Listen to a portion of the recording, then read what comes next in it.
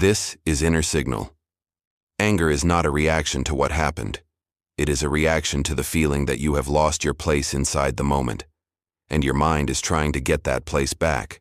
That's why it feels so urgent. That's why it feels so right. But what anger is really saying is not, the world is wrong. It is saying, I feel unsafe inside myself right now. Stay here.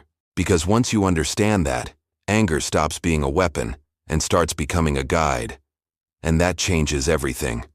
Stage 1. What anger is actually protecting.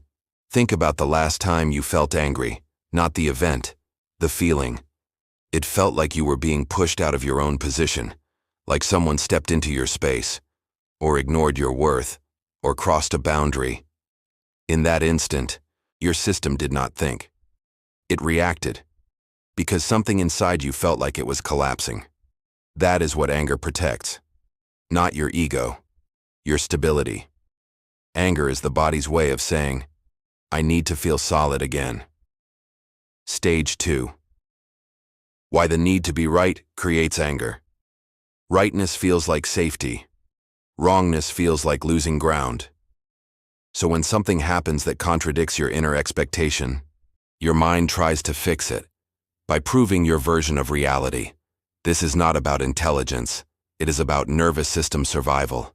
The mind believes, if I am right, I am safe. That belief is the root of anger. Stage 3. The real damage of anger. When you move into anger, you don't become stronger. You become narrower. Your perception shrinks. You stop hearing new information. You stop seeing complexity. You move from curiosity to defense.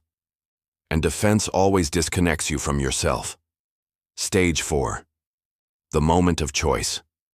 Right before anger turns into action, there is a small internal moment. It feels like heat rising in the chest, tightness in the throat, pressure in the head. That is the moment you still have control. Not over the situation, over yourself. If you can stay present there for just a few seconds, you don't explode.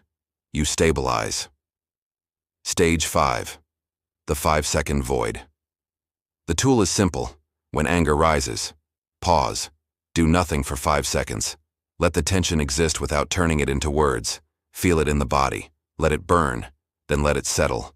Those 5 seconds return you to authority. Stage 6. Anger as information. Once you stop reacting, anger stops being a problem. It becomes a map.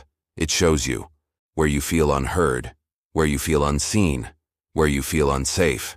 And now you can respond from clarity, not force. Stage 7. Practical life examples driving. Someone cuts in front of you. Your first reaction is not anger, it is shock. Then the mind says, that was wrong. Then anger arrives.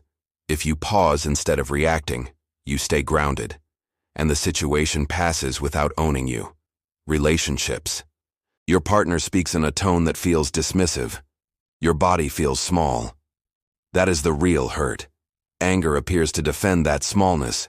If you pause and feel it, you reconnect instead of explode. Work. A colleague undermines your effort. You feel disrespected. The mind wants to prove your worth. That is anger. If you hold yourself instead, you remain aligned. Stage 8. Returning to inner authority. Authority is not dominance. Authority is presence. It is the ability to stay with your own nervous system without needing to correct reality. That is control. That is strength. And that is the opposite of anger. Stage 9. The rescue. You do not need to remove anger from your life. You need to understand it. Anger is not an enemy. It is a messenger. And when you listen instead of react, you return to yourself. That is relief. Stage 10. The ending. You are not broken. You are simply being asked to return to the place inside you that does not need to be right in order to feel safe. That place is still here. You can feel it right now. This is inner signal. Let it settle.